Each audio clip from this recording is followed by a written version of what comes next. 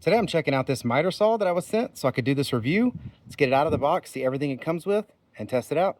When you get the miter saw out of the box, this is what it comes with. Of course, you get this miter saw. It's in the locked position down right now. It did already have the blade in it. Then you have these extra pieces that it comes with, the manual, the dust bag, these guides. I mean, everything that you would need to get going with this saw looks like it comes with it. So I'm going to get it put together and we're going to test it out. I do want to show too, it has a light switch up here. So if you turn that on, I don't know if you can see the light here, but it shines light from up inside of here and it shows the line where you're cutting when you're coming down to cut it. So that's pretty cool. I don't need the light right now because it's daylight, but that's a neat little feature. It does have a safety trigger also, so you have a double switch trigger. I'm gonna cut some wood. So I got this little 6-inch picket here that I'm gonna cut some chunks out of it. Let's see how well it works.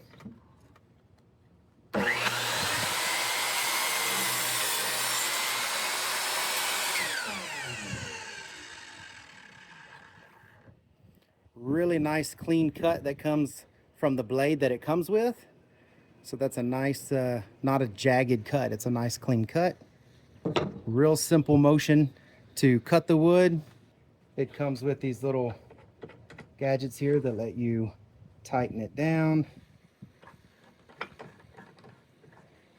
That way you can hold it into place. Let's try that again. Of